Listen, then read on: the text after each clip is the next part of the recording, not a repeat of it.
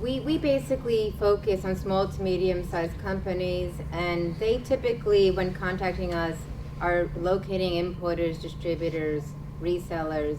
So that's really their focus when contacting us.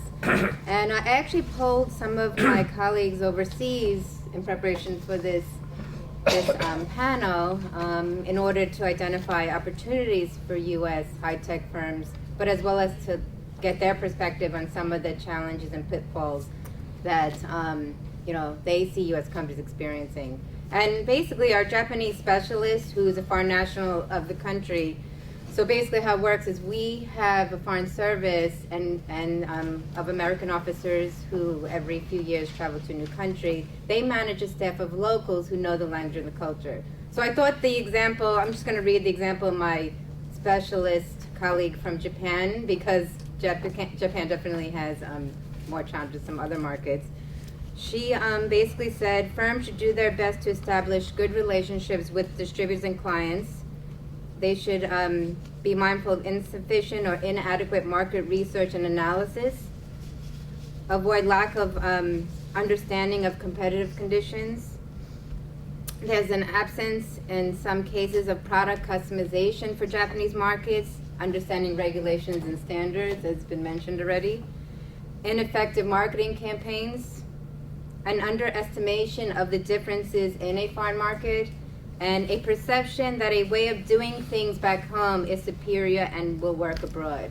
So I thought that was, like, in a nutshell, some very basic challenges and pitfalls that small to medium-sized companies should take into consider and make sure that they're doing their homework, contacting resources like the U.S. federal government, as well as legal counsel and accountants. So that, I think, in a nutshell, is some really good advice to companies think about going abroad and what to look out for. So if a company were thinking of going, say, to Spain to start exporting, would you set them up with staff in Spain? Is there staff here in the U.S. who could help them think through some of the issues? Sure. We have. I'm the director of the New York office. We have several offices actually in New York. I'm based in Lower Manhattan, but we have industry specialists in our office who have a lot of information on the industry, and also, due to their experience in working with companies on a consistent basis in those industries, develop a knowledge of markets that would have good potential for that particular sector. But so a U.S. company typically will contact our office. We're the U.S. Export Assistance Center in New York, and we're co-located with U.S. Export-Import Bank and a trade finance manager from the Small Business Administration. So that's a great first step, because we could help them ensure they're export ready, make sure they have the resources, etc., before they embark on an international marketing campaign. Once we help them identify if they are export ready, and we do work with well-established exporting firms as well, we then introduce their product or service to our colleague in the particular country that they're thinking about pursuing. So in the example of Spain.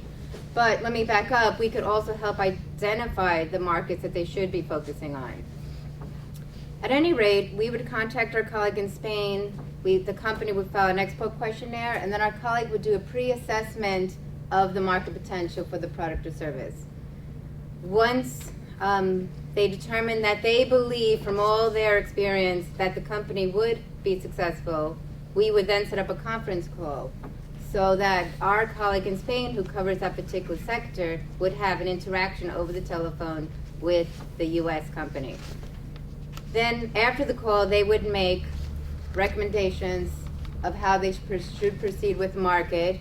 And we do have customized services that could help the company match up with prospective partners. So that would basically be the next level of support. Part of it obviously requires, counseling, helping the companies identify regulations. Obviously, they should always consult with attorneys and legal counsel on that. But we can provide some preliminary information on the regulatory environment and what are some of the things that they should be mindful of. So if a company's export ready, we can help them. We can set up appointments for them when they go to Spain. And really, it's up to them to do the business. So we can arrange the appointments, but it's up to them to do the business.